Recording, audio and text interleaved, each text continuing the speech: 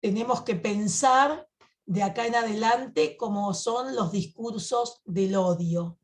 Así que, y hablando de discursos del odio, ayer Crónica había mostrado una mujer que bajó de un edificio, ahí donde vive la presidenta, y con un cuchillo en la mano, y dijo: voy a matar kirchneristas o peronistas, como que no aguantaba más toda la gente en la vereda, ¿no? Entonces me parece que es un momento justo el de que nosotros nos podamos reunir hoy acá y poder hablar de este tema que creo que es fundamental, fundamental. Tenemos que pensar muy seriamente en los discursos del odio, justamente para no replicarlos nosotros también, ¿no? Tener otra conducta, ir por el Estado de Derecho, que ahora está tan flojito de papeles, ir por las garantías constitucionales, por el principio de inocencia, tratar de demostrar las cosas con pruebas, no con relato. La justicia no se puede basar en el relato, la justicia se tiene que basar en pruebas. Así que, bueno, para hacerla corta, mientras se van sumando el resto de la gente y podamos empezar, le doy la palabra a Luciano para que él haga la presentación de AID. Muchas gracias bueno, a los asociados de Justicia Legítima y a toda la gente que se sumó hoy para esta charla tan interesante. Muchas gracias. Bueno, buenas tardes. Muchas gracias a todas y a todos por participar de esta reunión. Hoy tenemos una invitada muy especial, Aide Garibaldi, que nos va a hablar del psicoanálisis, el discurso del odio y las alternativas posibles, las posibles intervenciones que podemos tener frente a esos discursos. Aide Garibaldi es psicoanalista, fundó y conduce la práctica de lectura, un espacio de formación de analistas en la ciudad de Rosario. Está inscripta en la Fundación Campo Lacaniano. Es también docente universitaria de la Facultad de Psicología de la Universidad Nacional de Rosario. Integra la Cátedra de Clínica 2 y dicta 2 seminarios de pregrado: el psicoanálisis frente al fenómeno del consumo y el psicoanálisis y el fenómeno de la moda, NN, como marca comercial. Para hacer una introducción me gustaría citar unas palabras de San Agustín, que decía que el odio es el veneno que toma una persona para que muera su enemigo. Con esto, de alguna forma, nos da la pauta de lo nocivo que es para quien odia, el odio, de lo cual nos hablará nuestra expositora. Y debemos decir también que ha sido declarado, en realidad se intentó declarar en distintas legislaturas del país, este encuentro como de interés provincial de las distintas provincias, y solamente se pudo obtener declararlo en la ciudad de Rosario por iniciativa de la concejal peronista Norma López, con el voto contrario de la bancada del PRO. Pero bueno, hemos conseguido eso y agradecemos todos estos esfuerzos por aquellas personas que consideraron que era de vital importancia tratar este tema y no ha sido posible. No sabemos si porque están a favor del odio o porque odian la justicia legítima, lo cual no sabemos tampoco cuál es la diferencia entre una y otra cosa. Le doy el pase a Aide Garibaldi para que nos hable del tema.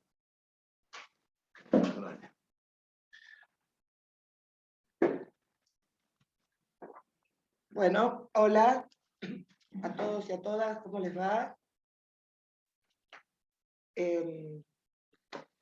Bueno, en primer lugar, por supuesto, agradecer enormemente la invitación de Justicia Legítima y de mi amigo Luciano, porque supone una confianza, ¿no? La invitación a hablar de algo tan actual y tan difícil de entender.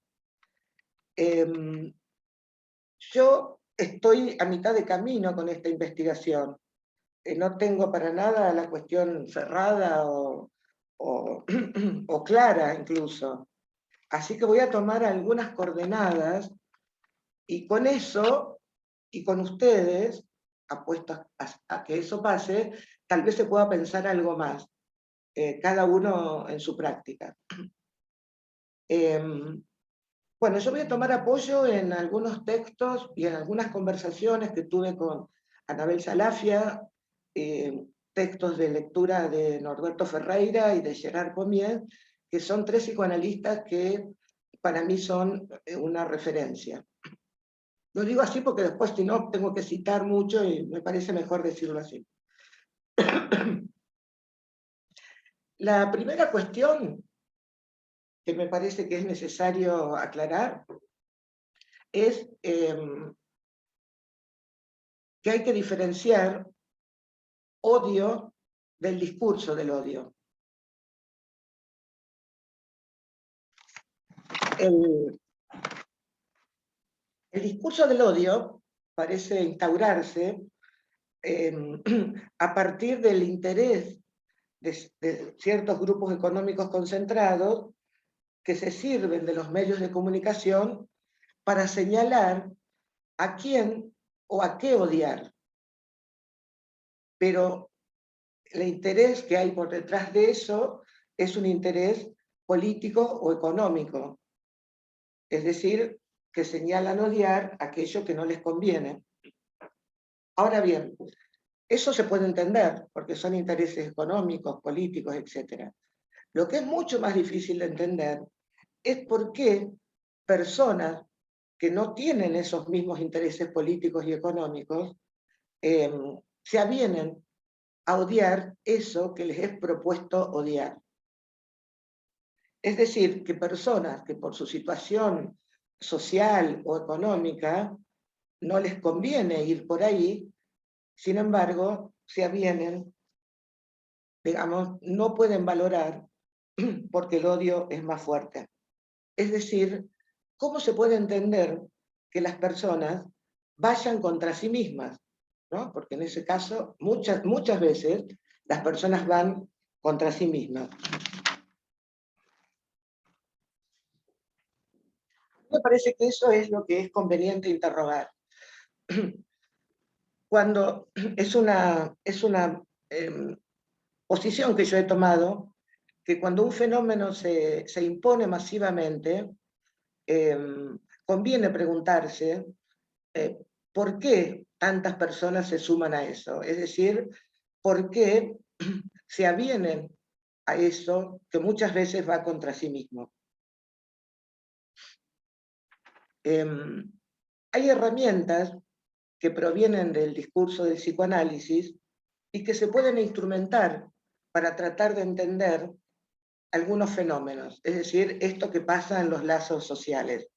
Esto mismo ha hecho Freud en Psicología de las Masas y Análisis del Yo, ¿no? Interrogar los lazos, los grupos, la masa.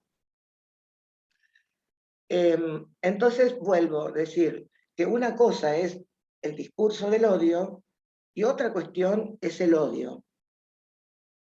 El odio es un afecto como cualquier otro, podríamos decir. El odio, podríamos decir, no sabemos nada del amor si no sabemos que también supone el odio. Es lo que cada uno puede ubicar, por ejemplo, en términos de lo que sería la ambivalencia, ¿no? La ambivalencia que sentimos por las personas que amamos. Es mucho más preciso situarlo en términos de amor-odio, ¿no? Odio-enamoramiento, dice Lacan, y eso me parece mucho más preciso para situar la cuestión del odio. Es decir, y esto a veces es difícil de entender, que el odio, en el sentido del lazo con los otros, está ligado al amor. El odio y el amor están ligados.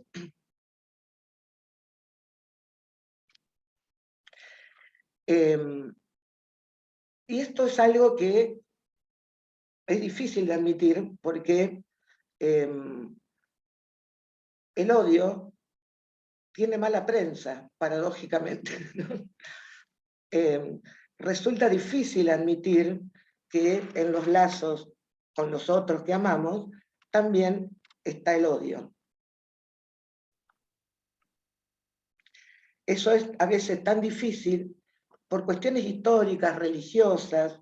El odio ha quedado ignorado, ha quedado incluso rechazado en los lazos cotidianos, a eso me refiero. Bueno, uno puede preguntarse por qué el odio y el amor están ligados.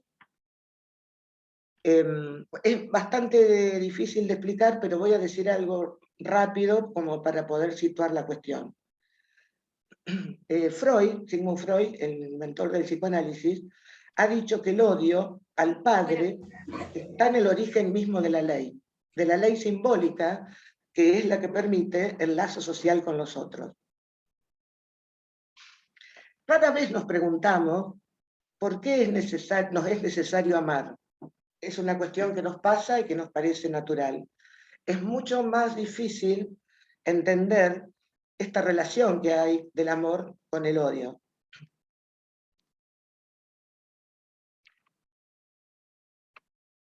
Para decirlo así como muy rápidamente, voy a decir que necesitamos amar y odiar, odio, enamoramiento, porque hablamos. Es una cuestión de estructura, digamos así.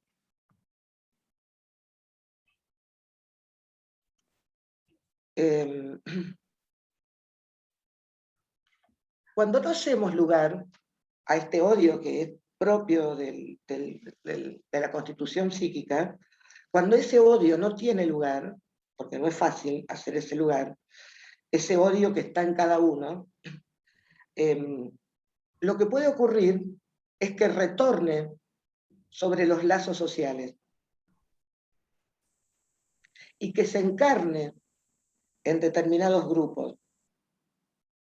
Entonces, puede haber gente que se encarna en grupos que se nombran como grupos políticos y que sin embargo no tienen nada que ver con la política en términos de argumentación o en términos de una posición respecto de un determinado proyecto. Es decir, se encarna en la política, pero no responde a la lógica de la política.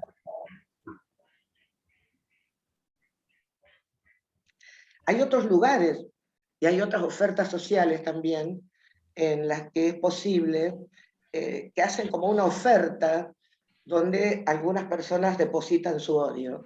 Por ejemplo, si pensamos en lo que es la rivalidad deportiva, pero no la rivalidad deportiva en el sentido de la superación, etc. La rivalidad deportiva en términos de lo que es el odio de las hinchadas, por ejemplo, las hinchadas de fútbol. El odio de las hinchadas de fútbol también muestran de una manera bastante evidente cómo puede ser un lugar donde este odio tome esta forma terrible que suele tomar en los lazos sociales cuando esto no tiene un lugar para cada uno.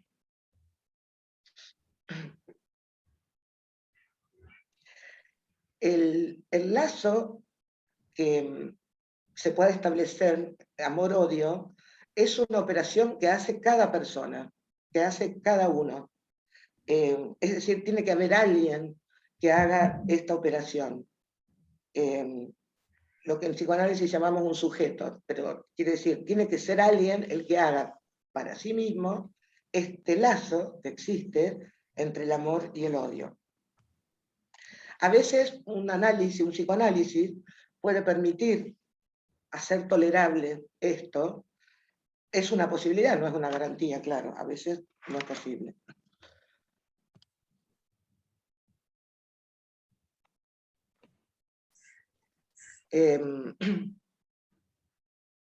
Ocurre que si se ignora el propio odio, el propio odio que está en relación a la propia constitución psíquica, entonces lo que ocurre es que se deja el odio al otro, ¿no? Ese odio que es propio pasa al otro.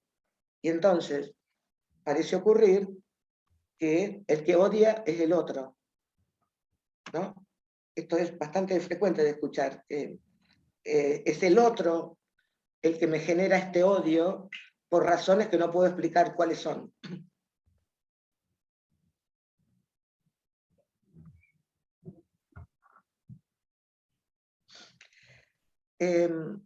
Podemos interrogar sobre por qué es necesario, por qué se necesita tan fuertemente pertenecer a un grupo. Y no solo eso, sino hay algo más, a un grupo que se junta porque odia, ¿no? Donde el odio hace causa común. Voy a tirar algunas coordenadas como para ubicar esto. Si no me pueden seguir, por favor díganme, yo trato de darle alguna vuelta más. Así que me dicen, me levantan la mano o me avisan y yo trato de detenerme un poco más.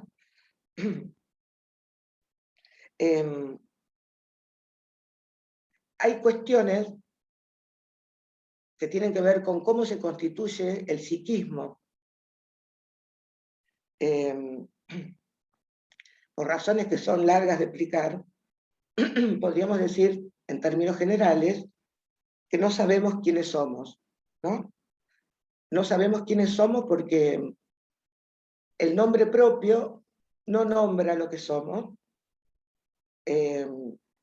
y tampoco somos un cuerpo, sino que tenemos un cuerpo. Es decir, hay Marías y hay Juanes, pero no hay Juanidad de Juan ni Marianidad de María.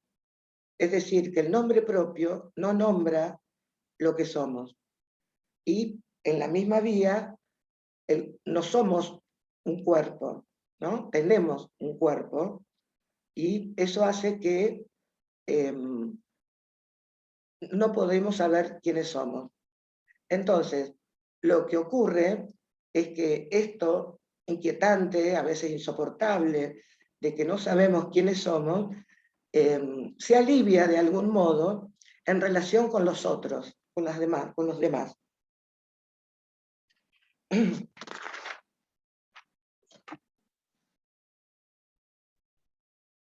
Es decir, que es en relación a esta dificultad que tenemos de no saber quiénes somos, que la pertenencia a un determinado grupo va a aliviar de algún modo o va a mitigar esto insoportable a veces de no saber quiénes somos.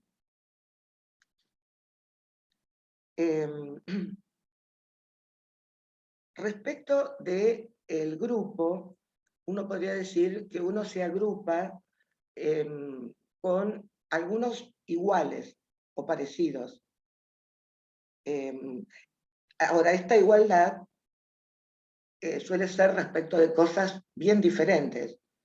Uno se puede agrupar con el otro, por ejemplo, porque comparte ideas políticas, ideas religiosas, proyectos comunes.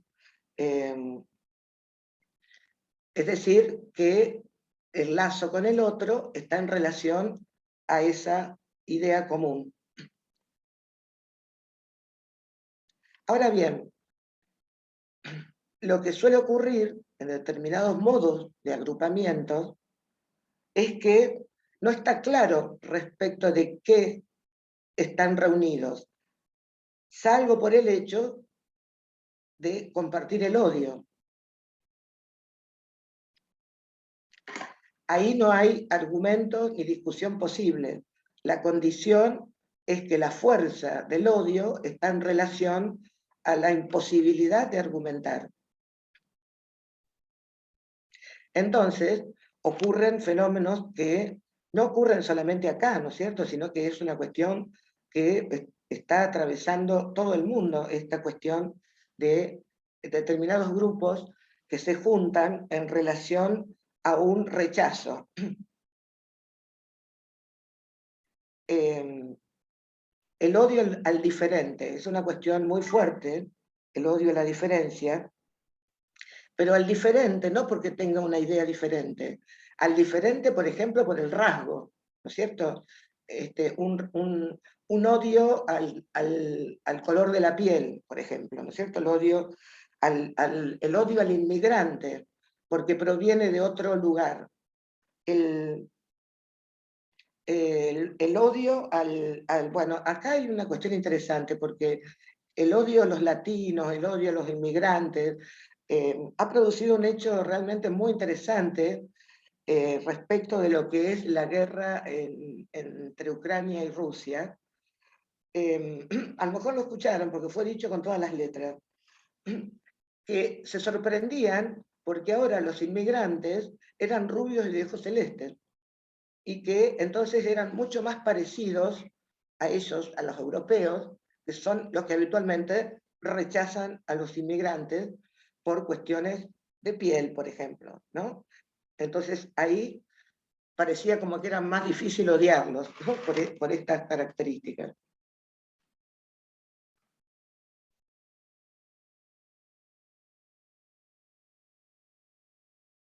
¿Se puede seguir lo que estoy diciendo?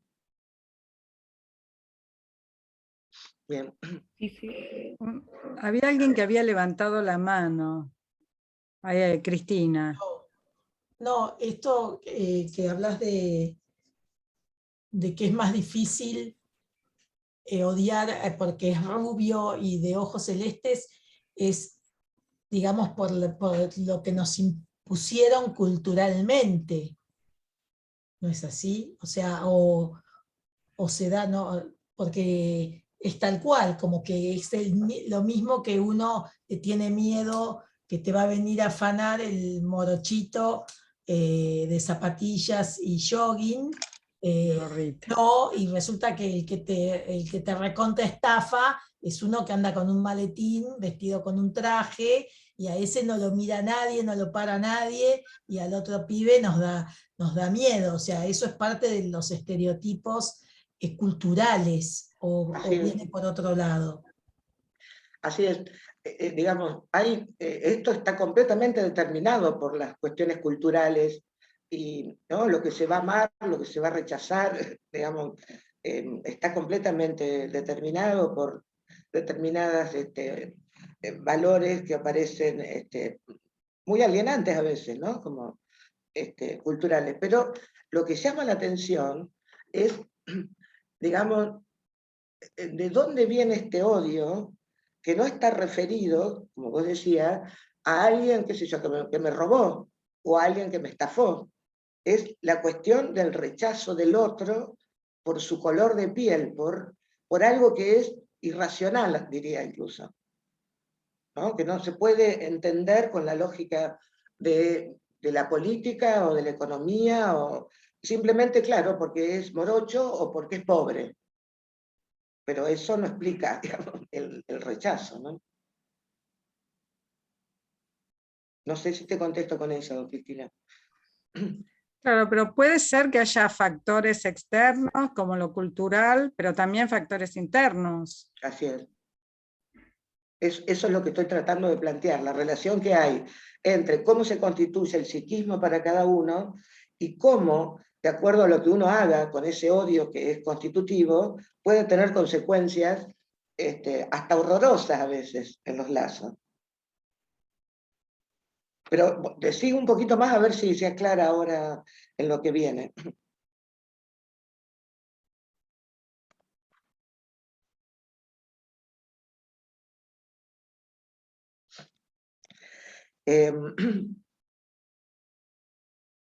Vamos a abordar algo de cuáles son las condiciones para que un grupo se constituya como tal. Voy a tomar de ahí la lógica de psicología de las masas y análisis del yo, esta obra magnífica de Freud. Yo decía que el no saber quiénes somos encuentra un gran paliativo en el lazo con los otros. hay algunos otros que se nos parecen más que otros, ¿no?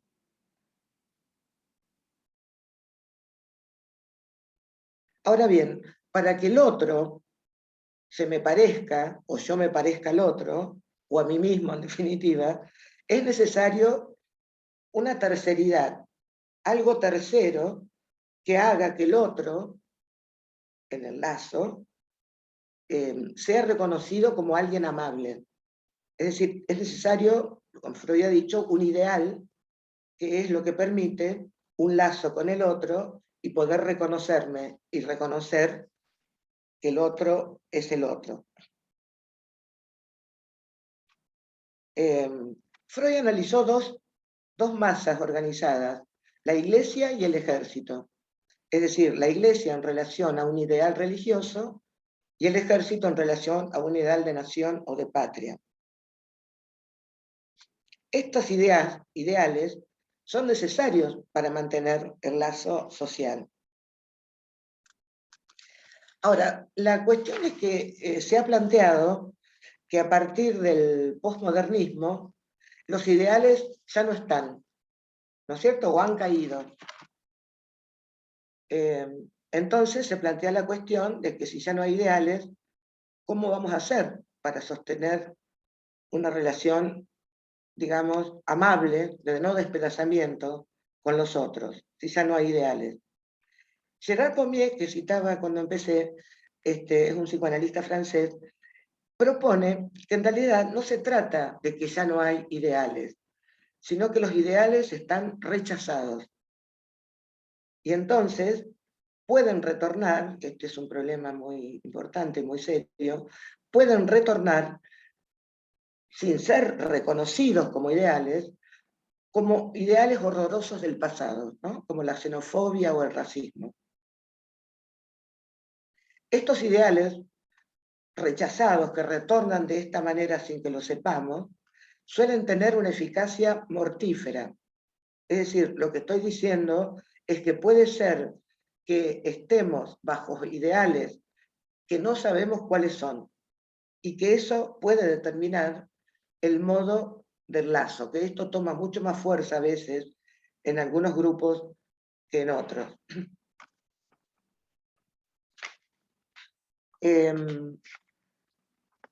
Voy a tratar de dar un ejemplo, a ver si se puede entender un poco mejor todo esto. ¿Cuánto vamos? ¿Y ahora? No sé cuánto tiempo tenemos para la presentación. ¿Sí? No, vos hacés la presentación hasta donde llegues y después abrimos a preguntas, salvo que alguno, bueno, haga como yo que levanta la mano. Claro, exactamente. Sí, de acuerdo. Yo voy a hablar de una investigación que estoy haciendo para ver si me puedo hacer entender.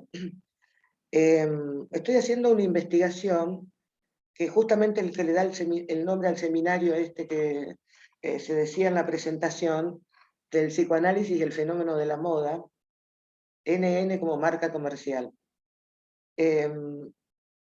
No sé si se sabe, porque esto se ocurrió hace un tiempo, que en un momento determinado, cuando terminó la última dictadura cívico-militar, apareció en Rosario una marca de ropas para jóvenes que se llamaba No Name, ¿no? Tenía así, a veces las siglas, NN, a veces las palabras, en las etiquetas, en las remeras, o en las etiquetas de los pantalones, y era ropa dirigida a jóvenes. Eso es muy interesante. A mí me sorprendió enormemente cuando empecé a ver que había gente joven que iba con eso sin tener la más mínima idea del lazo que podía haber con esto, no name o NN. Porque hay que tener en cuenta, por supuesto, que en la última dictadura cívico-militar no solo se eliminaron miles de personas, sino que se trató también de eliminar los nombres propios. Entonces, pudiese dudarse de si habían existido o no habían existido.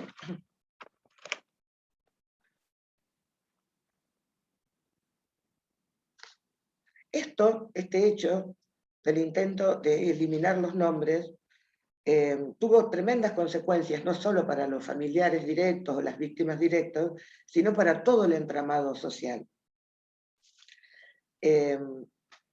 Me puse a trabajar entonces acerca de cuáles son los ideales que están en relación a la moda.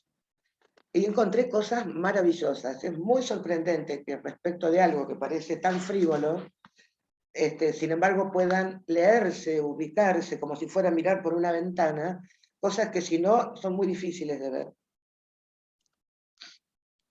Una de las características de la moda actual, es difícil caracterizar la moda actual porque es muy cambiante, ¿no? La moda del vestido, por ejemplo, repite la moda de la historia, ¿no? Se puede hacer una historia de la moda con la historia del mundo, de algún modo. Pero la actual es más característica por lo efímero, lo poco que dura y lo cambiante que es. Sin embargo, hay algo que es bastante claro que caracteriza, me parece a mí, la moda en la actualidad. Y es que ofrece un ideal, que en realidad no es un ideal, sino que es un modelo, ofrece un modelo de juventud. La moda en las ropas actual propone una estética que borra la diferencia, por ejemplo, entre las distintas generaciones. Si uno se pasea, por ejemplo, por una vidriera de ropa de niños y de niñas, puede ver cómo la ropa de los niños son imitación de la ropa de los jóvenes.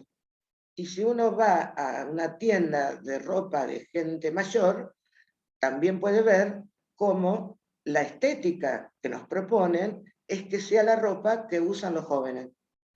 Es decir, que ellos, no digo eso porque no sé si esto es intencional o simplemente esto funciona en los lazos de esta manera, lo que nos proponen o se propone es este ideal de juventud. Ahora bien, esto es un modelo que nos proponen. Ahora, ¿por qué, digamos, qué pasa cuando uno se aviene a ese modelo? El ideal, me parece a mí, que determina que la juventud sea un modelo a imitar, es un ideal que supone el borramiento de las marcas del paso del tiempo. Y este ideal, que es el borramiento de las marcas del paso del tiempo, que se filtra, podemos decir, a través de esta estética de la moda, ya supone otra cosa. Porque si se borran las marcas del paso del tiempo, no me refiero solo a las cirugías estéticas, me parece que están bárbaras, no me opongo a eso. Lo que estoy diciendo es que si se borran las marcas del paso del tiempo, entonces, ¿cómo vamos a hacer para registrar los acontecimientos? ¿No? ¿Cómo vamos a hacer para registrar lo que ocurre? Entonces, si este ideal del borramiento de las marcas del paso del tiempo toma demasiada fuerza, lo que puede ocurrir es que entonces podemos hacer como que no pasa lo que pasa, porque no se puede registrar, o que pasa lo que no pasa, que también es otra posibilidad. Bueno, hay un montón de cosas para trabajar sobre la moda, pero era lo que les quería contar como un modo de ubicar cómo en algo que parece tan frívolo, sin embargo puede pensarse la función de un ideal, que es este ideal de borrar las marcas del paso del tiempo. Acá hay una pregunta de Sofía que dice, de alguna manera aporta a la negación de la propiedad y el mismo paso del tiempo. A ver, no entiendo la pregunta. Espera que la vuelvo a buscar. Dice, de alguna manera aporta a la negación de la propiedad y el mismo paso del tiempo. Si no, Sofía, desmuteate y hace la voz la pregunta o Claro. aclarala. Pero no sé quién es Sofía por eso. Soy yo, hola, ¿qué tal? Buenas tardes. Hola, Sofía. Sí, iba escuchando detenidamente lo que ibas explicando y un poco como que estos ideales, en este caso el ejemplo al que recurriste muchas veces, crean estas negaciones y puede ser que de alguna forma construye un ideal que después no invoca a que los individuos de alguna manera empiezan a negar, por ejemplo en este caso la edad propia, el paso del tiempo y empiecen a apelar a estas cosas como por ejemplo la parte estética, las cirugías y demás. Quería saber si a eso quería referir. Sí, sí, claro, sí, sí, sí, claramente, claramente.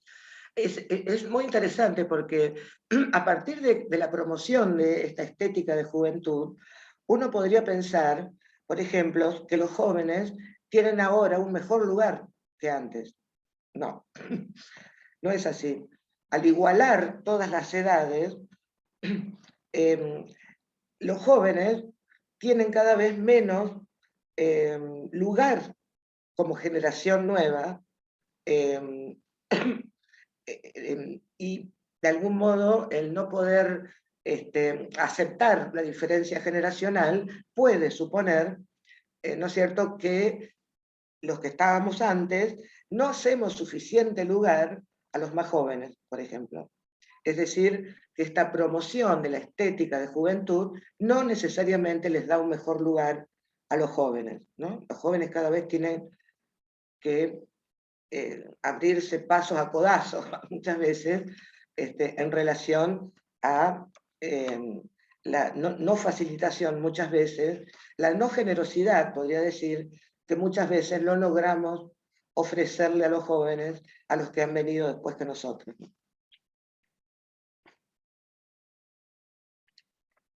Bueno, algo más antes.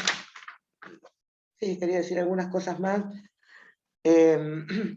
Con esta lógica que estoy planteando, que se desprende de esta investigación que yo estoy haciendo, me parece que podemos interrogar el discurso del odio. ¿Cuál es el ideal que liga a estos grupos que se convocan en relación al odio? A mí no me parece que el odio sea en sí mismo un ideal, ¿no es cierto?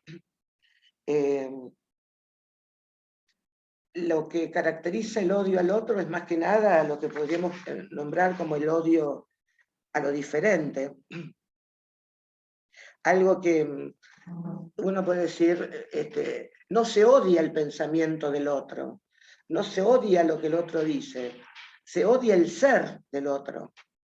El ser negro, el ser inmigrante, el ser asiático, el ser corrupto, ¿no es cierto? El ser corrupto no es lo mismo que la corrupción. La corrupción es un fenómeno que suele ocurrir y que se dirime en los estrados judiciales, por ejemplo. Ahora, ser corrupto es una cuestión que tiene que ver con el ser del otro, ¿no? Se es eso y no se puede, entonces, salir de ahí. Esto pasa también con otras cuestiones, como por ejemplo el ser hincha de fútbol, ¿no? Es hincha de Boca, se es un canalla, se es un leproso, y eso a veces genera lazos deportivos que suelen ser culturalmente muy interesantes, generan, no obstante, enfrentamientos donde hay un odio terrible, donde la cuestión de lo insoportable, de la diferencia con el otro. Esto insoportable de la diferencia con el otro, que se odia el ser del otro, no lo que piensa,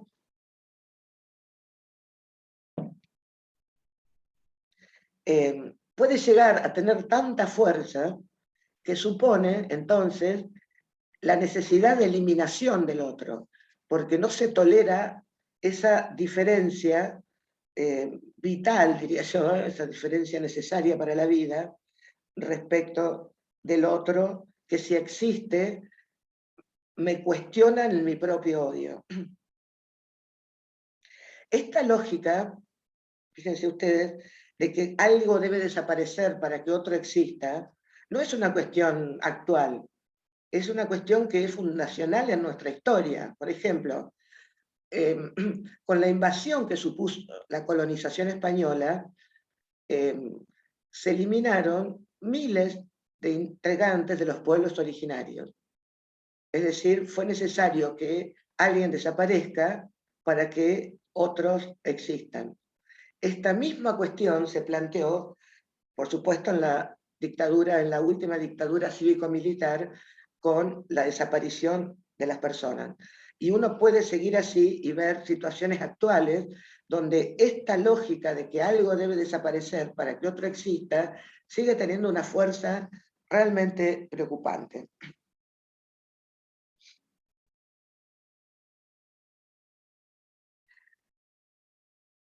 Bueno, Te pase algunas otras preguntas que están haciendo por el chat. bueno, sí, yo ya termino, ¿eh? Bueno, entonces cuando terminas me avisamos Dale. y te las paso. Dale.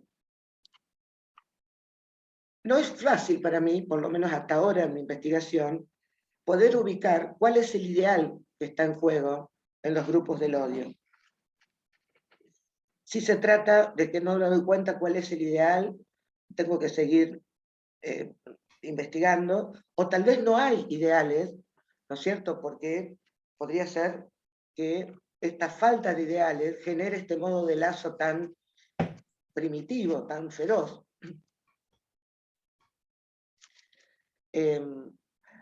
Porque la condición para ese lazo es que no haya argumentos, no soporta ningún tipo de argumentación.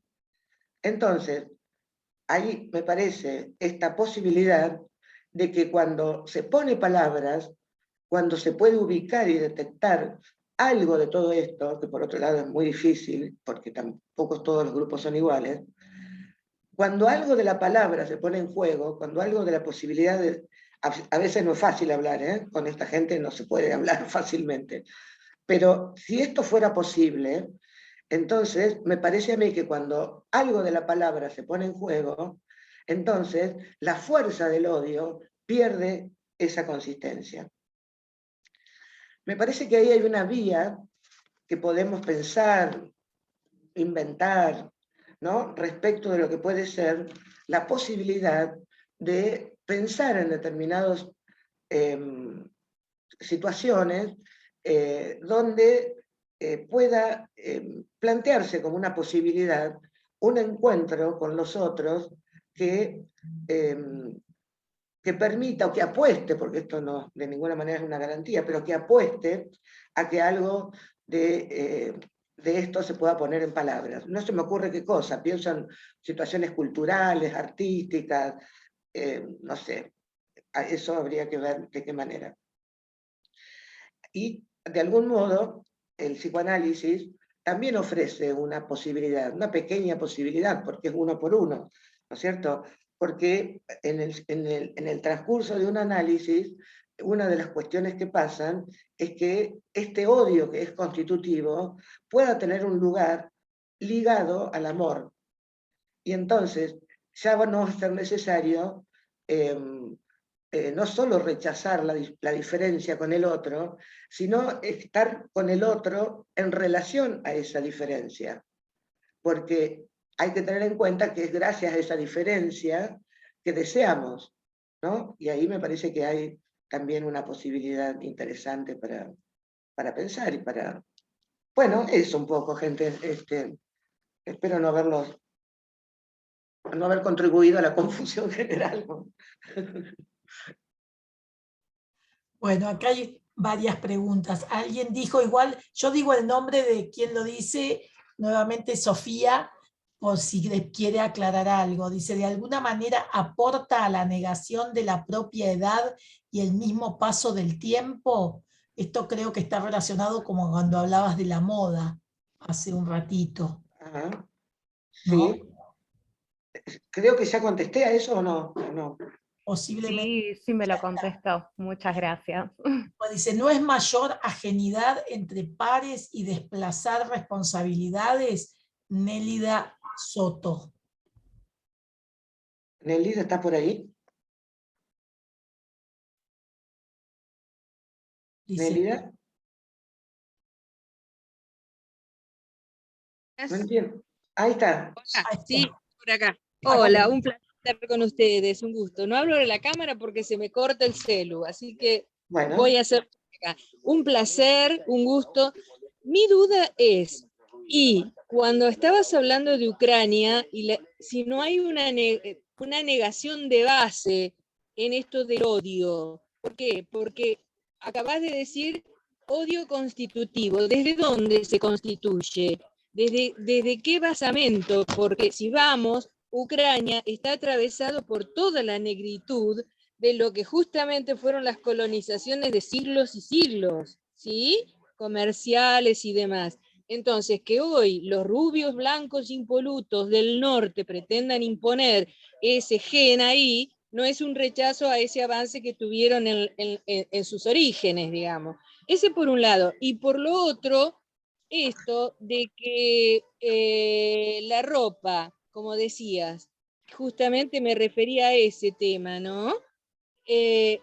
No es desplazar la responsabilidad que tenemos, que nos vamos constituyendo desde que vamos creciendo, desarrollándonos, constituyéndonos como seres humanos integrados y demás dentro de esta sociedad, desplazar responsabilidad al pretender que las niñas se vistan como les jóvenes y les jóvenes preserven en mayor edad esas indumentarias, digo así por decir, o les viejes, como yo, que nos pongamos los jeans todavía, ¿sí? Este es el tema. Bueno, por ahí me parece que tiene que ver con esto, falta de compromiso, algo está fallándonos desde esa constitución como individuo integrado, me parece, en el odio. Algo con la envidia también tendrá que ver. Bueno, a ver qué hacemos. Sí, yo, no, a ver, a mí me parece genial que cualquiera use jean a cualquier edad, no tengo objeciones. Lo que estoy diciendo es que en esa propuesta que se hace de juventud hay algo más, y ese algo más tiene otras consecuencias, ya no solo en cómo nos vestimos, que eso cada uno lo hace como le gusta.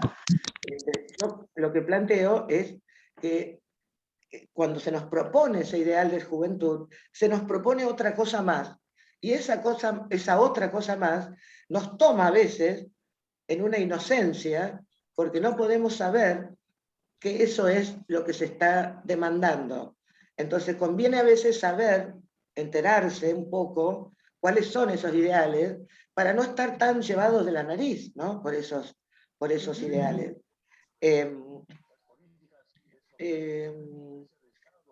No sé si, a ver, me parece que la posibilidad, y que siempre actual, de ser generosos con la generación que vino después de nosotros, es una decisión y una posibilidad cotidiana, diría yo. Pero eso supone un corrimiento, ¿no? Uno tiene que correr en términos del salud.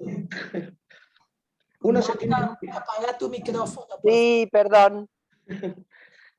Uno se tiene que correr en términos del narcisismo para hacer lugar a los más jóvenes, ¿no? Y con los nietos aún más, lo digo porque me pasó recientemente. Bueno, acá hay una pregunta de Cristina de Luca, que a Cristina de Luca, como la conozco, me imagino por dónde viene. Ella pregunta por el odio al más inteligente.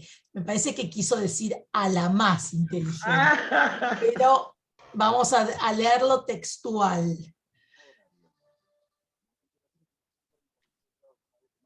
¿Qué opinás sobre esto? Pensé que iba a decir... el odio en esa situación, ¿no? Bueno, esa supone dos cuestiones ahí. Y ahí hay envidia también, me parece. Odio y envidia. Se odia siempre en relación a algo que se puede suponer una superioridad respecto de las propias. En lugar de decir, yo también quiero eso, se rechaza, ¿no es cierto? Porque una cosa es decir, me gusta eso, entonces yo también lo quiero. Es otra posición diferente con el deseo, ¿no? Si yo digo, esto que envidio tiene que desaparecer para que yo no envidie más, ahí viene el odio. Oh, la batería se está agotando. Se está agotando la batería, así que vamos a ver. Enchufar la máquina. ¿Qué más? Ah, la cuestión de la... Ahí me parece que hay una cuestión que supondría un desarrollo puntual y más largo respecto de lo que es el odio a las mujeres. ¿No? Vos lo pusiste en masculino, pero se hizo referencia a que se trataba de decirlo en femenino. Me parece que es necesario ubicar que muchas veces el odio toma una forma particular con respecto a las mujeres. Por cuestiones difíciles de explicar en este momento, pero que tienen que ver con que el deseo femenino es una cuestión muy inquietante para muchos hombres y para muchas mujeres también. Y entonces hay algo siempre de riesgoso, de amenazante en el deseo femenino. Entonces me parece que se suma también la inteligencia y la condición femenina. Cuando vos al principio hablaste de que el otro, o sea, que se genera un odio hacia otra persona, o sea, el odio que se genera hacia la otra persona, no sé por qué yo lo hilé con, digamos, psicoanalíticamente podría decir, con la transferencia de algo que yo no soy y quisiera ser. O sea, volvemos a este tema del deseo y la envidia, pero además esa transferencia también lo pensé en relación a la mujer maltratada. Como que el tipo genera lo que él no puede, lo genera en la mujer. No sé si es así, es una pregunta, y después voy a una pregunta que hizo Ítalo, pero esto me surgió a mí, y ahora, como ahora volvió a salir el tema, por eso te lo quería preguntar. No sé, no entiendo muy bien cuando hablas de transferencia, ¿a qué te referías? A que el hombre se odia por algo y se desquita, podríamos decir, con la mujer, en el caso de las mujeres golpeadas. Sí, está perfectamente planteado, así es como yo lo había planteado, y me parece que es pertinente plantearlo así, que es este odio o enamoramiento que supone cualquier lazo amoroso, no tiene lugar el odio, y entonces el odio no necesariamente es agresividad, ni maltrato. El odio puede ser una distancia posible con el otro del lazo amoroso, una distancia necesaria que a veces incluso renueva el deseo. No, me estoy refiriendo al odio como sinónimo de agresividad, que es otra cosa de la que también podríamos hablar. Entonces me parece que es bastante interesante ver la fuerza que toma este odio a veces en el lazo amoroso de algunos hombres con las mujeres, en relación a lo insoportable de este odio y a lo insoportable del deseo femenino. ¿No? Digo, porque posiblemente algunos hombres amen a esa mujer justamente por el deseo que les inspiró. Y después, y es muy loco, por eso mismo la odian, pero de un odio que no se admite como tal.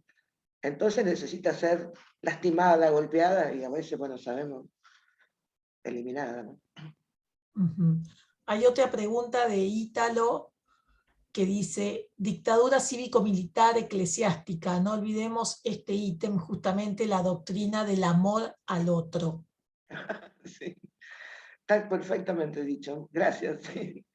Sí, la doctrina del amor al otro, y se han hecho las peores cosas. Y después acá hay alguien, a Valeria del Chaco, ahora ya sé quién es Valeria, que dice, mi profesora de gimnasia odiaba tanto a Cristina Kirchner que abandoné la clase. Al poco tiempo también abandonaron los anti-K. Les pregunté por qué se fueron y me dijeron que estaba insoportable. Capaz le sugiero terapia la próxima. Bueno, sugerile con Aide, que ya la tenemos acá. Y acá está Sofía, que había hecho, que preguntó antes y que tiene otra pregunta, así que le abrimos el... Perdón, Cristina. Ernesto Abril también está levantando la mano hace un rato. Bueno, pero dale, vamos con Sofía y después con Ernesto, que me espere un poquito, porque después también está Marcela, que también escribió en el chat, y yo estoy tratando de leer eso. A ver. Bueno, ahí está. Otra pregunta que yo tenía para retomar un poco con lo que son los discursos de odio. Muchas veces quería saber si se podría decirse de alguna manera cómo muchas veces se construyen estas ideas que las que veníamos hablando y eso, por ejemplo, la homofobia y esas cosas que podríamos ligarla de alguna manera con lo que son las fobias, que son el desplazamiento como se comenta por definición, desplazar lo que uno, digamos, desprecia, detesta de uno mismo hacia un otro, y digamos, y cuando lo proyecta, digamos, a ese otro, ahí es cuando se lo ataca, en los casos como por ejemplo de la homofobia, la xenofobia, y entre otras formas, digamos, que se conocen públicamente, digamos, eh, y en la historia. Incluso, bueno, que de alguna manera, como dice incluso Humberto Eco, esas cosas aportan a la construcción de la identidad, señora Aide. Sí, de esta identidad, ¿no es cierto? Que, a ver, todos tenemos una identificación inestable. Eso es necesario revisarlo y construirlo casi cotidianamente, diría, ¿no? No saber quiénes somos hace que sea necesario reforzar, digamos, algunas identificaciones. Ahora, la cuestión es la pasión que tiene cada uno y hasta dónde va a llegar en relación a esta, digamos, necesidad o esta imposible de tolerar el no saber quiénes somos. Hay algo que podemos proponer culturalmente, pero también es una cuestión ética para cada uno, ¿no? De qué va a hacer para que esto no le resulte o no resulte tan terrible. Lo que pasa es que esto generalmente ocurre cuando alguien no puede admitir el odio. Entonces odia sin saber que lo hace. Y es más, puede suponer que el odio que él siente se lo generó el otro, ¿no? Por su ser. Bien. No sé si esto contesta, Sofía. Sí, y lo de la fobia, después quería saber si se podría decir que estas fobias, por ejemplo, que forman parte, digamos, que también de las construcciones de discurso de odio, si se podría decir que estas fobias, o sea, se podrían, digamos, catalogar de alguna forma patológica, que son, digamos, estas cuestiones, digamos, constructoras de discursos de odio, por ejemplo, para el que es de la comunidad LGBT o porque es de algún origen, de algún color, etc. Sí, te voy a decir algo rápidamente porque, bueno, no hay mucho tiempo, pero la fobia, como una cuestión, digamos, relativa a las personas, tiene un lugar muy importante en la constitución del aparato psíquico, vamos a decir así. La fobia, en el sentido clínico del término, ¿no es cierto? Porque la fobia justamente lo que permite es deslindar un objeto a rechazar. Entonces se rechaza ese objeto y permite que entonces el rechazo no tome al sujeto en todo su ser, digamos, o en todo su cuerpo. Es decir, que la fobia tiene una función importante en cuanto a lo que es la producción de un objeto a rechazar. Ahora bien, si seguimos la misma lógica que estábamos pensando en términos del odio, se podría pensar que a veces ese rechazo, cuando no se cuenta con eso a rechazar, entonces este rechazo puede tomar los lazos, puede ser estar ubicado respecto de determinado grupo, y que siempre pareciera ser es lo insoportable de lo diferente, ¿no? Perfecto, muchas gracias. Alberto, ¿quién había levantado la mano antes de darle la palabra a Marcela? Ernesto Abril. Bueno, ¿cuál es la pregunta de Ernesto?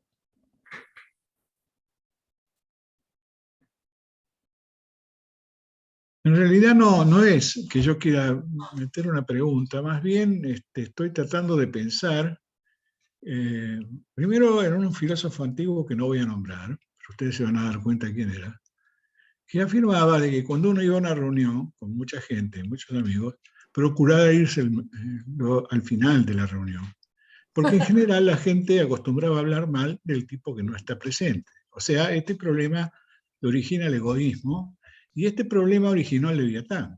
O sea, que el hombre se transforma en el lobo del hombre, porque en esa época en que a este hombre le decían que era un filósofo del miedo, lo cierto es que él estaba preocupado por el egoísmo exagerado de la clase dominante, donde en verdad se producía una diferencia profunda en la distribución de bienes, al punto que el voto estaba vinculado a la cantidad de hectáreas que uno de ellos tuviera.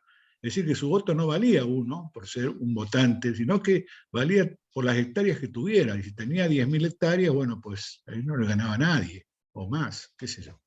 Esto fue el primero. Y un filósofo moderno que quiero mencionar es Michael Sandel. Michael Sandel hace un libro que hace muy poco se ha publicado, que habla, el título es La tiranía del mérito. Él cita un caso muy especial, en el sentido de que en Estados Unidos se acostumbra a que los que surgen como meritorios de las universidades más importantes, en general lo hacen porque su padre tiene un dominio económico muy importante.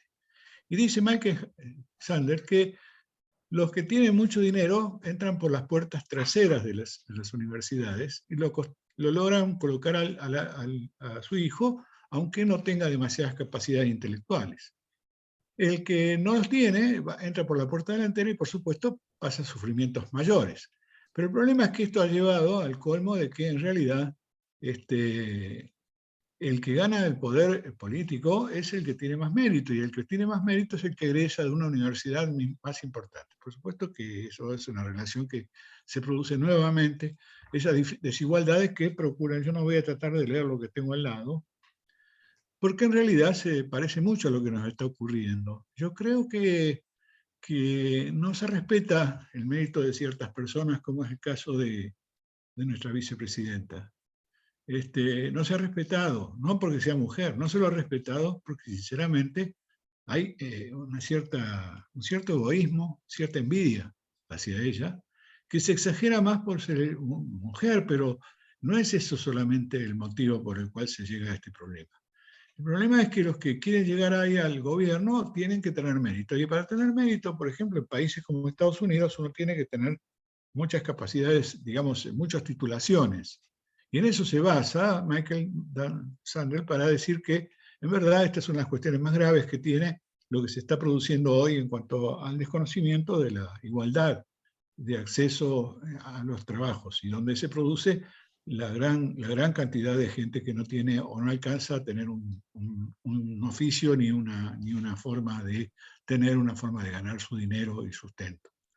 Siempre está al fondo de la cuestión este problema, ¿no? Uno lucha por sobrevivir, y bueno, hay algunos que tienen demasiado poder e impiden que ese pequeño deseo de llegar a la comida nocturna no se concrete, ¿no es cierto? Y esto es producto de que acá parece que el que llega al poder tiene que tener muchos cartones, aunque en verdad cuando están en el Congreso demuestran tener muy poca capacidad política para tener lo que tienen. Pero en fin, ese es el problema famoso que citó Hobbes hace mucho, y no es por el miedo, sino porque el hombre se transforma en el lobo de otro hombre. Es así, es lo que decía Hobbes hace mucho. Bueno, eso es todo, es un comentario simplemente, discúlpenme. Sí, sí. Perdón, gracias Ernesto, fue muy interesante tu comentario. Voy a leer la pregunta de Marcela Pájaro, que dice, ¿cómo juegan los discursos de odio con la propia formación? En el caso de la gente de derecho, nos encontramos que el discurso de odio le lleva a justificar situaciones que se contraponen con las bases más elementales de nuestra formación. Aide, anda por ahí. Pues, sí, sí. Perdón, ¿me estás haciendo la pregunta a mí? No, Aide. Está bien. Puedo hacer una respuesta sobre eso. A mí me parece que un poco es la misma lógica que he estado planteando, ¿no es cierto? Respecto de que hay cuestiones que la política no puede explicar. Se plantean en términos políticos, pero que la política no alcanza a explicar, ni la economía, que van más allá de eso, que hace que las personas se avengan a situaciones que son en contra, ¿no? En ese sentido digo que la política no puede explicar, porque uno en términos políticos puede hacer un montón de proyectos que incluyan a mucha gente, pero eso no necesariamente va a dar respuestas en ese terreno, sino que a veces pasan cosas que no lo explican la política. Me parece que en términos de, a lo mejor ustedes seguramente tienen mucho más elementos que yo para encontrar sutilezas en esto, pero realmente la experiencia que yo he tenido mirando algunos medios y leyendo los diarios es cómo se dice que es en términos del discurso jurídico y es otra cosa. Es otra cosa. Las cuestiones que están en juego son, y esto, Sí. con lo poco que yo entiendo y por las cosas que he escuchado, entre otras cosas, mi amigo Luciano. Sí, tal cual. Bueno, había acá Carlos Jesús, quería hacer una pregunta, tiene la mano levantada. Y después vamos con Claudia. Claudia, apellido difícil, Rufanach. Pero primero Carlos. Bueno, gracias. Quiero hacer una pregunta muy vinculada a algo tal vez más del campo de lo concreto, que tiene que ver, por ejemplo, con las actitudes negacionistas en los juicios de lesa humanidad, que hace poco tiempo un fiscal le dijo a un abogado defensor oficial que el problema no era maldad o bondad, era que él ya lo consideraba ideológicamente nocivo, por lo tanto no lo consideraba víctima. Entonces yo quería preguntar cómo operan esas categorías que son bastante más complicadas, porque sin duda la esfera de lo interno o individual de las personas opera en estos discursos de odio, pero a los que tenemos alguna memoria nos acordamos de la estigmatización de quienes caían presos y después salían de la cárcel en los años del proceso, y había una ingeniería social que llevaba a la gente a discriminar violentamente, con la violencia del silencio, de la mirada torva, y a mí me parece que estamos volviendo a eso. O sea, ver a un cartonero, o no un cartonero, a una mujer de estas que trabaja en los municipios limpiando la calle con un plan, verla como sospechosa de cualquier latrocinio y demás. Porque esto ha operado ya en una categoría ideológica muy concreta. Y a mí me parece que lo que está ocurriendo, y lo que pasa con las reacciones, por ejemplo, como hemos visto frente a lo de Cristina, que hay un corpus social, un imaginario social, que no va a aceptar fácilmente esas cosas porque ya las pasamos. Sin duda no vamos a responder a provocaciones, vamos a aceptar que nos gasee la policía de la reta y esperando que la presión del número los corra a los otros, pero a mí me preocupa, digamos, la carga ideológica de esto, ¿no? Cuando el odio se transforma en ideología. Alguna vez Pino Solana en su famosa obra sobre la historia de Argentina empezaba diciendo que el odio es el motor de la historia, lo cual podríamos discutirlo mucho tiempo. Pero eso es una cosa. Y otra cosa es odiar al distinto, ni siquiera al enemigo, ¿no? y en primer lugar volver al enemigo en un demonio, como todo atributo, ¿no? Perdón, porque me extendí, pero me interesaba plantear esto porque tiene que ver con cómo reflexionar cuando uno toca estas cosas, o en el caso de los juicios de lesa humanidad es muy patético, que ya creo que en algún momento en el chat lo puse, el rol de los defensores públicos, que es una cosa atroz realmente. Bueno, hay una cuestión que yo también he investigado bastante en relación a esto que se podría decir el por algo será, ¿no?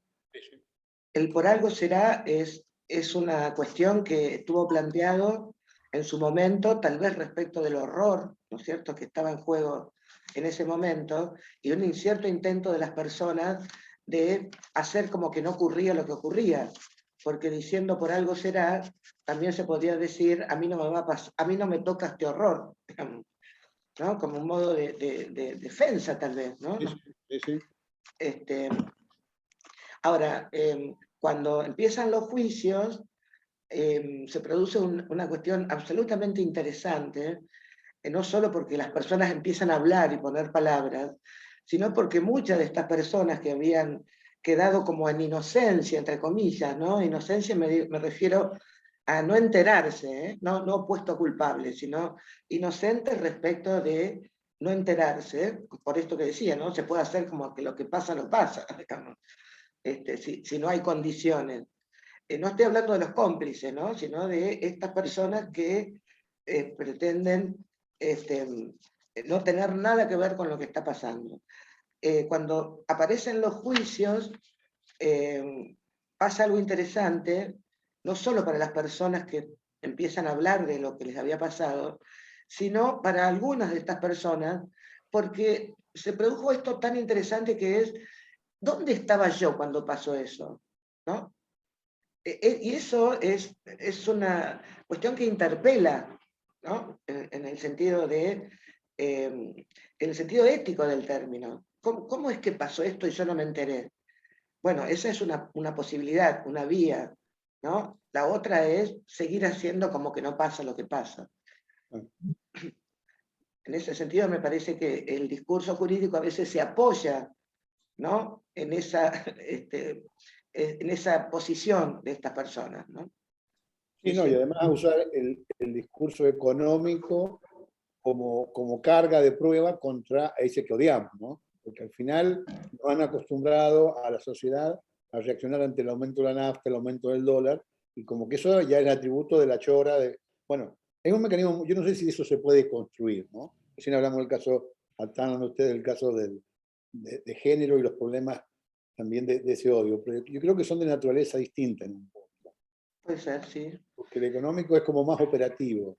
Yo me quejo de que me va mal, ya tengo a quien descargarle el odio y la frustración, ¿no? Lo que pasa es que me parece que el odio, cuando más fuerza toma, es cuando no admite argumentos, ¿no? Es ahí como se produce una cohesión muy fuerte y muy violenta, y entonces tal vez poner palabras o este encuentro de hoy, ¿no? Que produjo mucho entusiasmo y muchas ganas, me parece que es un modo de intervención posible. No digo que vamos a deconstruir con esto. Esto puede llevar mucho tiempo, pero empezar a hablar de la cuestión, que empecemos a pensar, digamos, cómo, y a lo mejor alguien puede acertar con, bueno, el ideal que está en juego acá, que no sabemos cuál es por ejemplo.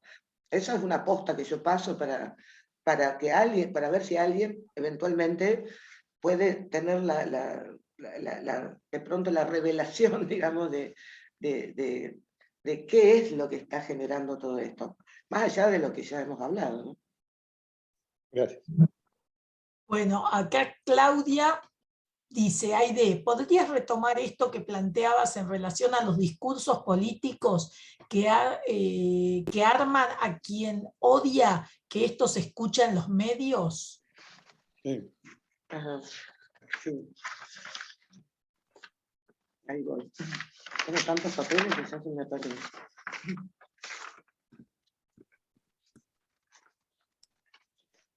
Sí, lo que yo dije un poco rápidamente para situar la diferencia entre el discurso del odio y el odio como parte constitutiva del ser humano. Cuando hablaba del discurso del odio, me refiero a esto que es propuesto, digamos, por algunos, cómo se sirven, ¿no?, de esta sutileza, como algunos medios concentrados, de los grandes grupos concentrados económicos, a través de los medios de comunicación, cualquiera sean, inculcan el odio, ¿no? Inculcan odiar y señalan a quién o a quiénes odiar. Ahora, inculcar el odio no supone admitir el odio, el propio odio, por ejemplo, ¿no es cierto? Es decir, se odia así a la orden, digamos, en relación justamente a ignorar que de algún modo eso está en relación a el propio odio. Es decir, se odia sin saber que se odia. Claro. Sí, y desde, digamos, los medios de comunicación que indudablemente responden a determinada ideología política, esto se va teniendo efectos que se escuchan a nivel social y que, bueno, de hecho la grieta que aún funciona o que se ha instalado, creo, desde los medios de comunicación, como un modo de poner en juego esto, ¿no? El odio en este caso, específicamente a una persona, digo, pero esto que decías también, ¿no? Que a veces quien está ahí escuchando se aliena de tal modo a ese discurso que hasta queda, digamos, repitiendo cuestiones de los medios de comunicación que se le pueden volver en contra de sí mismo, digamos, por su posición social, económica, etcétera, ¿no? Tal cual. Sí, sí. Es así. La grieta muestra claramente, ¿no es cierto?, la necesidad de estar de un lado o del otro. Eso es muy fuerte, ¿no? Ofrecen, ¿no?, esa grieta, y rápidamente las personas que necesitan estar, digamos, de un lado que no admite argumentos, se ubican de un lado o del otro. Claro. Sí, y hay como un rechazo a la democracia en cierto sentido, a la diferencia, podríamos, a tolerar las diferencias. Tal cual, tal cual. Bueno, hay algo interesante en esto que estás planteando, porque la idea de democracia, que es una idea que yo quiero mucho, que respeto mucho, suele a veces plantearnos momentos históricos, tal vez fechables, donde esto que es interesante en la democracia, que es todos somos iguales, ¿no es cierto? Todos somos iguales ante la ley, porque justamente si hay una ley que hace que todos tengamos la igualdad de oportunidades, es porque no somos todos iguales, si no, no hace falta una ley. Hay muchas diferencias. Ahora, lo que suele ocurrir es que a veces hay este empuje a la igualdad que toma una forma tal que somos todos iguales, termina siendo algo que supone el odio y lo insoportable de lo diferente, ¿no? Es una idea tal vez equívoca en la democracia, que todos somos iguales. Es ante la ley, me parece. Es una cuestión importante a tener en cuenta, porque si no puede tomar esta forma, ¿no?, de que somos todos iguales, entonces todo lo diferente es rechazado fuera. Mirá, esto me pareció muy interesante. Bueno, voy a leer la pregunta porque tenemos poquito tiempo y hay un montón, ¿eh? Ahora se despertaron todos. Gladys dice, ¿podríamos decir que los odiadores actualmente tienen ganas de un ideal que les falta conocer y como nosotros la tenemos, es ahí donde nos odian mucho más? Mira, te diría ojalá, porque eso sería esperanzador, digamos, que se junten en relación a ideales y no al odio. Bien. Ojalá, ojalá, ojalá pueda aparecer, no un ideal mortífero, ¿no? Sino un ideal vivible.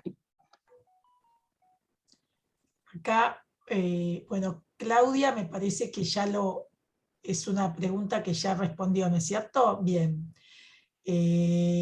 Bueno, ¿qué más dicen?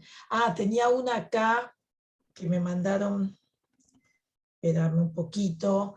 Mercedes comenta, el odio parece una conducta contagiosa.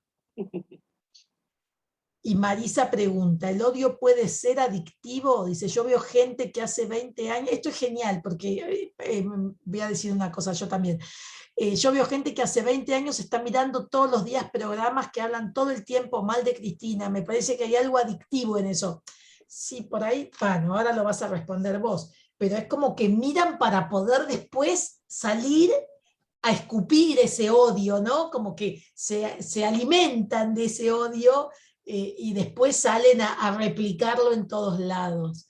Pero bueno, sí, respondieron. Sí, me parece que se puede pensar así, porque por esta misma cuestión, ¿no es cierto?, de que cuando me escucho hablar a aquellos que fomentan o que dirigen mi odio, entonces estoy mucho más referenciada a un lugar de pertenencia, ¿no? Pertenezco en tanto comparto ese discurso de odio, que insisto, muchas veces es un discurso que está inculcado, digamos, está promovido con intencionalidad. Lo que pasa es que a veces las personas se avienen a eso sin argumentos. Bien. Alberto, ¿querés contar vos lo que escribiste o querés que lo lea? Bueno, lo cuento, es algo muy breve. Es un claro ejemplo de la violencia de odio, de la violencia y el odio de clase que hay en Brasil. Es un dicho muy, muy extendido que dice, negro parado es negro suspeito, sospechoso, negro correndo es negro ladrón. Es una cuestión que se dice muchísimo entre la burguesía y entre la policía. Nada más que eso quería agregar. Qué fuerte el ejemplo. Hay una cuestión que me parece que tendríamos que considerar. En uno de esos scratches que le hicieron, creo que fue cuando Massa, el ministro de Economía, fue al Congreso, No, a la Casa Rosada, me parece. O en la Casa Rosada, que le hicieron un scratch, después que intervino la policía y los paró un poco, apareció un joven sentado en el cordón de la vereda y llorando. Un joven que había participado del scratch. Cuando el periodista se acerca a hablar con él y le pregunta por qué está llorando, él dice que había tenido un día terrible, que habían pasado cosas muy fuertes en su vida y que lloraba por eso, y que entonces había ido a la manifestación, al scratch, por eso, ¿no? Digo, es llamativo porque quiere decir que no todos están ahí por las mismas razones. Me parece que a lo mejor respecto a este joven que se sentía tan mal, se puede hablar algo, ¿no? O ofrecer algo en la cultura, en lo social, en el arte, etc. Bueno, es un poco como hablábamos antes, como de la transferencia. Yo estoy tan mal que me la tengo que agarrar con alguien. Si es el marido con la mujer, se la agarró con Massa, ¿no? Una cosa así. Claro, Acá claro. dice Margarita Báez. Me parece entender que el odio como afecto es lo que no logra hacer lazo. Lazo en términos de que logra hacer algo con lo insoportable, ese no saber quiénes somos. Al no hacer lazo se constituye en una comunidad en términos defensivos basados en el rechazo de lo insoportable que retorna afuera. Lo que Lacan creó, me parece que sería, como rechazo de lo insoportable, de la castración que ubica en el discurso capitalista, que no es discurso en verdad porque no hace lazo. Se metió con cosas difíciles. Yo justamente traté de salirme de cuestiones muy finas, pero sí, claro. No sé si es que el odio no hace lazo. No hace lazo cuando se lo desliga del odio-enamoramiento, ¿no? Ahí el odio toma esta forma o de ese modo de lazo, en todo caso, ¿no? De ese modo de lazo que supone estoy con el otro porque el otro odia, digamos, odia el ser del otro. Sí, es muy interesante. Yo creo que otra posibilidad de abordar esta misma cuestión es articularlo a los 4 discursos. ¿Cómo es? Claro, porque Lacan formalizó la existencia de 4 discursos. Está bien. El discurso del analista, el discurso del amo, el discurso universitario y el discurso de la histérica. Y cada discurso supone una lógica diferente. Y es muy interesante también servirse de esas herramientas muchas veces para interrogar el lazo, ¿no? Así como Freud dijo, educar, gobernar, psicoanalizar, dice Freud, educar, gobernar y psicoanalizar son 3 profesiones concernidas por un imposible. Es decir, existe una insoportable,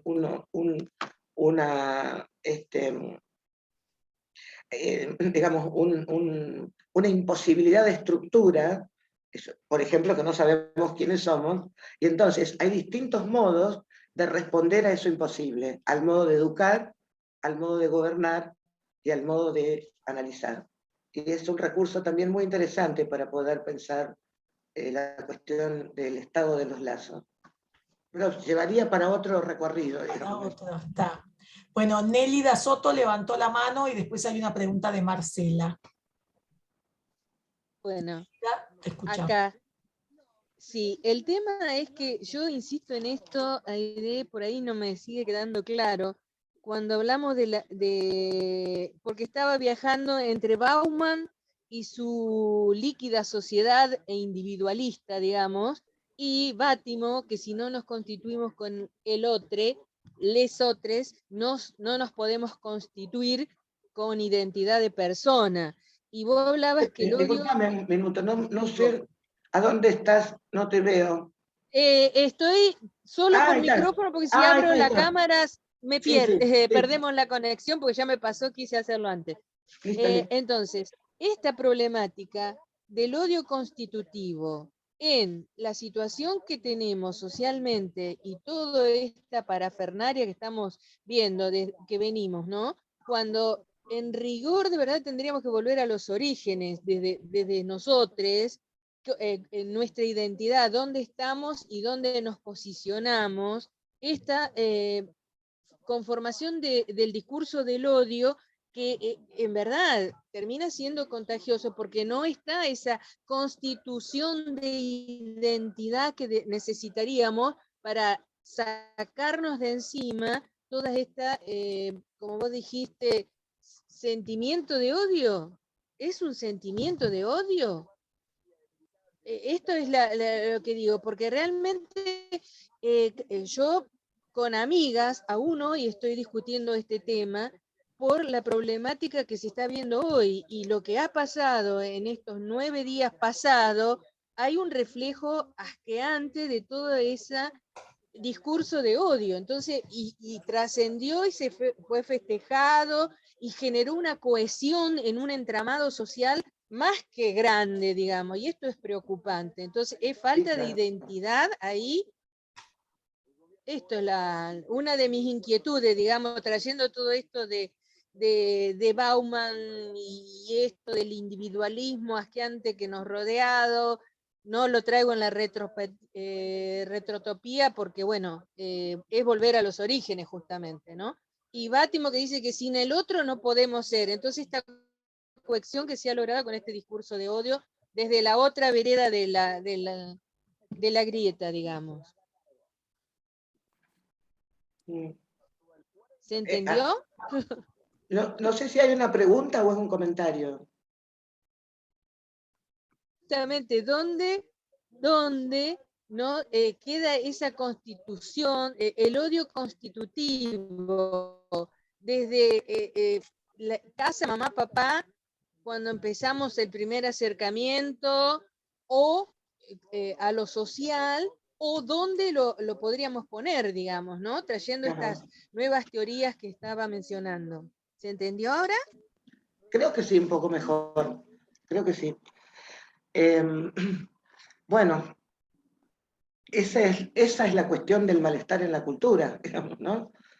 Cada uno pone eso insoportable de sí mismo en relación con el otro y después eso retorna como malestar para cada uno.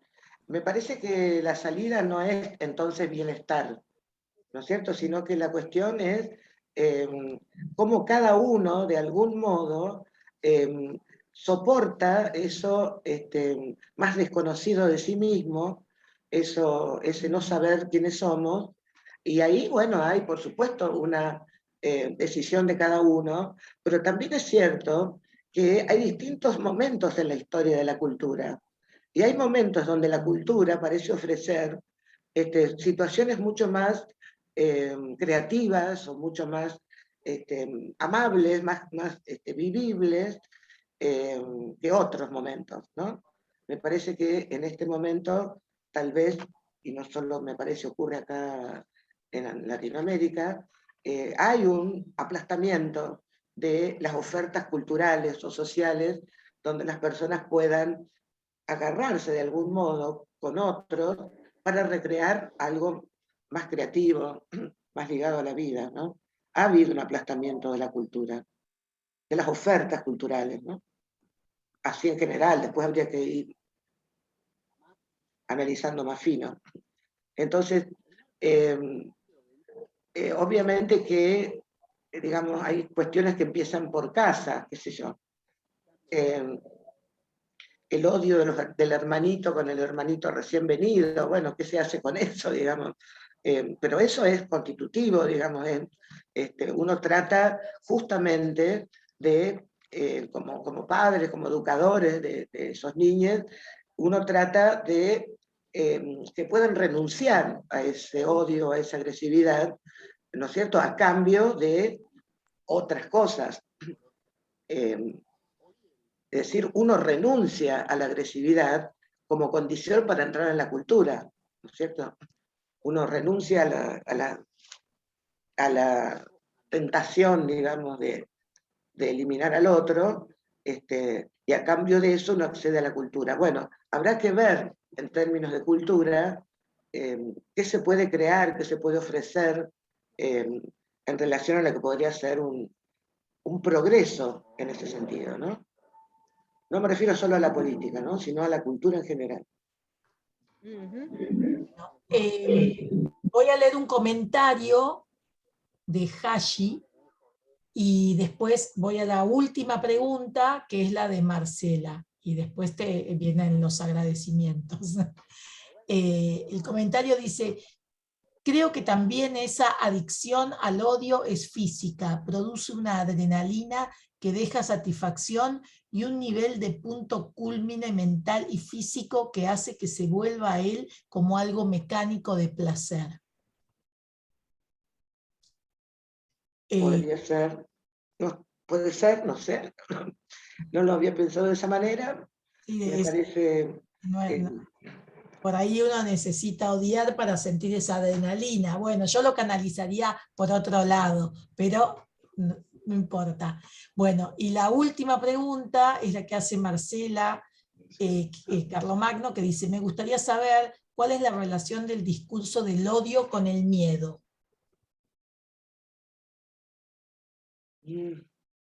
¿Cómo sería? A ver, ¿por qué? ¿Por qué se establece esa relación?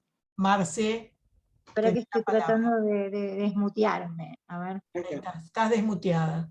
Ah, bueno, Aide, ¿qué tal? ¿Cómo estás? Hola, Muchas ¿cómo estás? gracias. No, mi pregunta es la siguiente, porque vengo relacionando este tema del odio que estamos viviendo, bueno, hace mucho tiempo, pero en estos días a full, la estoy relacionando también con esto que acabas de decir, por ejemplo, del odio al hermano o hermana recién nacido, el odio en una escuela, por ejemplo, de muchos a un niño determinado o a una niña determinada. Y entonces quería saber si estos discursos del odio que se fomentan desde los medios de comunicación, más allá de cuál es la razón por la cual los fomentan, tiene que ver o pueden ir directamente a los miedos o a los temores atávicos de alguna situación, porque es tan irracional la razón por la cual empiezan a odiar a personas determinadas, que yo pienso que tienen que ir hacia algún lugar al miedo de algo, porque yo me he criado en familias numerosas, donde había los que odiaban al peronismo y los que amaban, por ejemplo, al peronismo, los que odiaban a Evita y los que amaban a Evita, y eran todas personas nacidas en el mismo lugar, criadas de la misma manera, Claro.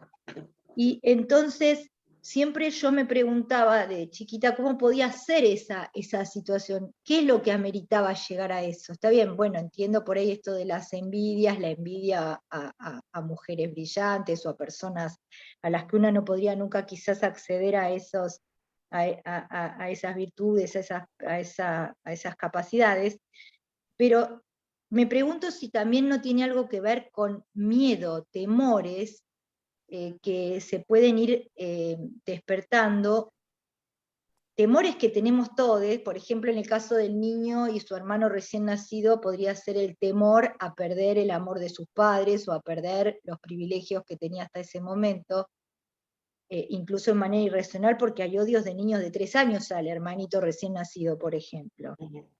Entonces, yo quería saber si hay alguna relación entre esto de poder generar odio masivo y miedos individuales.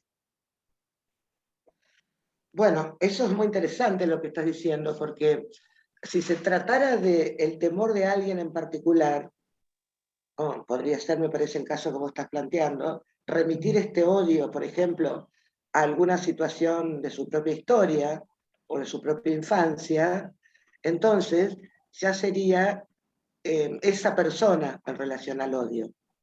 Es decir, habría que escuchar, en todo caso, para poder establecer esa relación. Pero no masivamente, ¿no? Entonces. A ver, claro, porque ahí hay una cuestión, el psicoanálisis provee herramientas para analizar los lazos sociales, también las provee para los análisis clínicos, digamos, en la clínica, pero me parece que cuando hablamos del discurso del odio, estamos analizando un fenómeno, no personas. Cuando hablamos del miedo que puede haber generado en alguien ese odio, entonces ya estamos hablando de una persona y entonces habría que situar muy bien qué pasó en esa historia particular. No sé si esto te contesta. Sí, no, yo lo quería ver si era como que si se podían movilizar los miedos, porque si no, no entiendo cómo pueblos enteros pueden odiar a personas determinadas o cómo se puede generar el odio en el sur a los mapuches o esas cuestiones. Para mí tenía que ver con que se genera, por ejemplo, el miedo a perder algo. El miedo, por ejemplo, con los mapuches a decir vamos a perder nuestras tierras que ellos dicen que son de ellos, por ejemplo. Entonces se puede ir generando un odio hasta desear eliminar a esas personas para evitar perder lo que creo que es mío o obtenido. Porque me cuesta mucho entender cómo se puede producir un odio masivo en personas en apariencia, podríamos decir, no sé, racionales o que han estudiado o que a uno le parecen parecidas a uno y no puede uno comprender porque se hace miles de argumentaciones, incluso con personas que parecen, no sé, como digo yo, se parecen a uno, pero a mí me asombra, yo he visto en estos días reaccionar a personas que conocen las garantías constitucionales, el derecho, que saben que sin pruebas condenar a alguien es algo que es gravísimo y sin embargo se sienten satisfechos, felices y manifiestan alegría solamente con escuchar a un fiscal decir cosas que son barbaridades jurídicas para nosotros que somos personas formadas en el ámbito jurídico. Entonces, por eso, en tratar de entender eso, bueno, claro, es lo que estás estudiando, ¿no? Un fenómeno que no tienes por ahí entendimiento. Pero... Claro, justamente por eso me parece que estamos reunidos y con interés y con ganas, porque efectivamente hay algo muy difícil de entender ahí. Es muy difícil de situar, por eso yo decía que es algo que no lo puede explicar la política, no lo puede explicar, que va más allá de eso. Alguien puede tener miedo a perder sus privilegios, y bueno, y eso explica sus reacciones. Pero hay reacciones que van contra sí mismos y que son muy difíciles de explicar, ¿no? Por eso yo estoy en esta investigación que supone, bueno, poner en juego algunas coordenadas que permitan por lo menos ubicar el fenómeno y sin ligarlos a lo que es la constitución del aparato psíquico, ¿no? Porque Freud hizo eso, ¿no? Es psicología de las masas y análisis del yo. Es decir, liga lo que sería la estructuración psíquica con lo que pasa en la masa, digamos. Es más, dice incluso que toda psicología debería considerarse psicología social, porque en ese sentido lo individual es también social. Pero es muy difícil de entender y por lo tanto de proponer, ¿no es cierto?, algunas cuestiones que permitan intervenir socialmente. Gracias. ¿No? Yo propongo eso, ¿no es cierto? Ya, insisto, creo que esta reunión ya es una intervención. Bueno, nos alegramos entonces. Sí, por lo menos nos quedamos pensando y eso nos va a ayudar también a nosotros. Bueno, Aide, nosotros te agradecemos mucho que hayas estado esta noche acá. Ya son las 9:10, me parece que está bueno, te tuvimos casi 2 horas hablando, así que esperamos contar con vos en cualquier momento, en cualquier otro momento. También les agradecemos a todos los que se sumaron a este Zoom y no pertenecen a Justicia Legítima. Vamos a seguir hablando de este tema. Me parece que de acá a fin de año los discursos del odio con distintas personas van a seguir sumando y los vamos a seguir convocando, porque bueno, ahora ya por lo menos tenemos algunos datos como para poder avisarles. Y no sé si alguien más quiere decir algo. Por supuesto también a todos les asociados de Justicia Legítima por haber estado esta noche. Así que... Cristina, dijiste que no todos son de Justicia Legítima y les agradeciste. Yo digo que no todos son de Justicia Legítima, pero todos pueden ser de Justicia Legítima. Ah, claro. Así que los que están aquí sin serlo, los invito a que sean de Justicia Legítima. ¿Puedo decir algo? ¿Quién sos? Albert.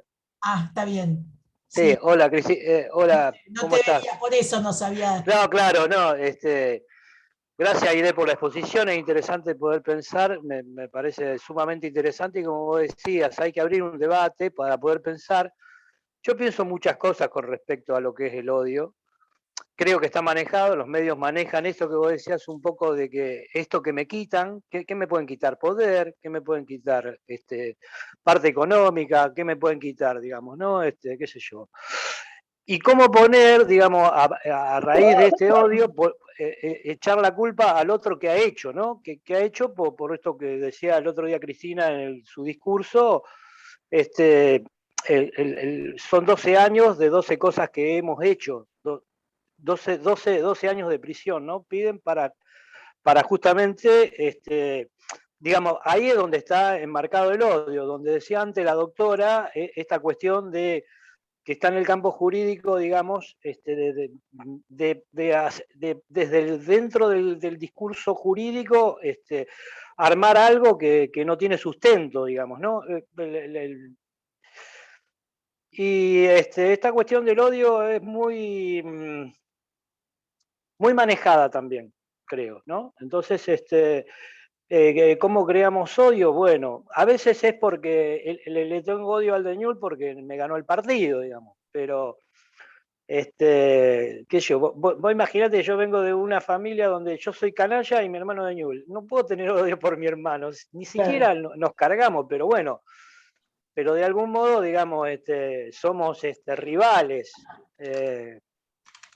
Eso no quiere decir que nos odiemos, ni mucho menos, pero haciendo hincapié en esta cuestión que relataba antes la doctora con respecto a que cómo se genera odio. Mucha gente odiaba a Evita porque Evita les enseñaba, los adoctrinaba, como ahora también adoctrinan los medios de comunicación. El medio de comunicación tiene mucho poder y le hace la cabeza a mucha gente inteligente. A mí lo que me deja pensando que mucha gente que es capaz, que es inteligente, que tiene raciocinio, puede pensar, por la lectura que tiene, esto que decía la doctora genere tanto odio y tanto malestar y tanta alegría, digamos, si bien tienen conocimiento jurídico, que yo no lo tengo tanto, no lo tengo, si bien he hecho pericias en su momento, se alimenta de la alegría. ¿Por qué? Porque hay una cuestión ahí de amor-odio en el sentido de poder, a ver, te gano, soy mejor que vos, somos estéticamente superiores. Alberto, Mirá. tenemos que terminar. Sí, bueno, terminó el gracias. tiempo de las preguntas. Tendrías que haber hecho esto antes. No, es un comentario. Nos vamos. Dale, un beso, gracias. Dale, gracias por la invitación. Gracias a vos. Bueno, un abrazo a todos. Yo también quiero agradecerles la oportunidad de conversar, incluso a Justicia Legítima por esta idea de abrir la cuestión, que eso no se cierre solamente como un problema de los abogados o del Poder Judicial. Eso me parece una idea muy importante y que abre a muchas posibilidades.